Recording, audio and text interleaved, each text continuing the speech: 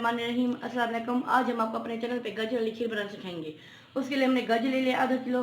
इसको अच्छी तरह से धो के बारीक इसको कद्दूकश कर लिया है। ये हमारे चावल है पीसे हुए, ये हमारी चीनी है आधा किलो, और ये हमारा 1.5 किलो दूध है। अब हम आपको बनाने का तरीका बताएंगे।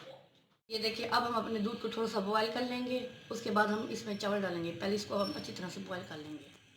ये देखिए, हमारा दूध बॉयल हो रहा है। अब हम इसमें चावल डालेंगे जो हमने पीस लिए थे। ये देखिए, अब हम चावलों को तकरीबन 5 से 6 मिनट अच्छी तरह से पका लेंगे, चम्मच हिला के, ताकि ये दानेदार ना हो। ये देखिए, अच्छी तरह से 5 से 6 मिनट इसको पका लेंगे हम।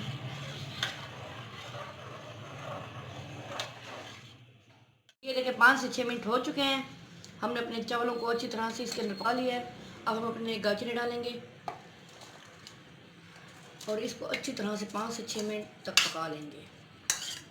आराम आराम से चम्मच हिलाते रहेंगे। ये देखिए, इनको अच्छी तरह से पका लेंगे 5 से 6 मिनट। उस वक्त तक पकाएंगे जब तक ये गाढ़ा नहीं होता। थोड़ा सा इसको गाढ़ा कर लेंगे हम।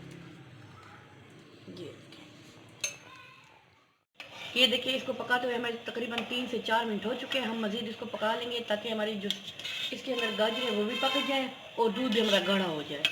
3 से 4 मिनट हो गए। अब मज़ीद हम इसको पका लेंगे। ये देखिए, हमारी गाजर वाली खीर बन गई है। अब हम इसमें चीनी ऐड करेंगे। आधा किलो चीनी ली थी, लेकिन थोड़ी थोड़ी करके थोड़ी सी ऐड करेंगे जितनी आप खाना पसंद करें। ये देखिए, अब इसको हिला देंगे। हमने तकरीबन इसको 7 से 8 मिनट पकाया, इससे ज़्यादा नहीं पकाया। ये देखिए, अब हम इसमें बादाम पिस्ते ऐड करेंगे। ये देखिए, अपने मेवे जात इस्तेमाल करेंगे सारे, इसमें डालेंगे और मज़ीद इसको 2 मिनट पका लेंगे। चीनी हमने आधा किलो में से थोड़ी सी बचा ली है।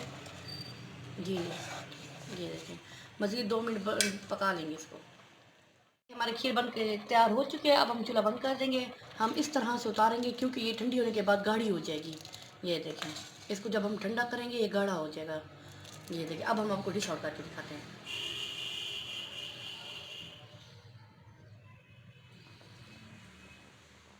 हमारी गाजर की खीर बन के तैयार हो चुकी है। अगर आपको हमारा चैनल पसंद है तो लाइक शेयर कमेंट ज़रूर कीजिएगा। सब्सक्राइब करना ना भूलेगा, घंटी के बटन को दबाना ना भूलेगा। अल्लाह हाफिज़।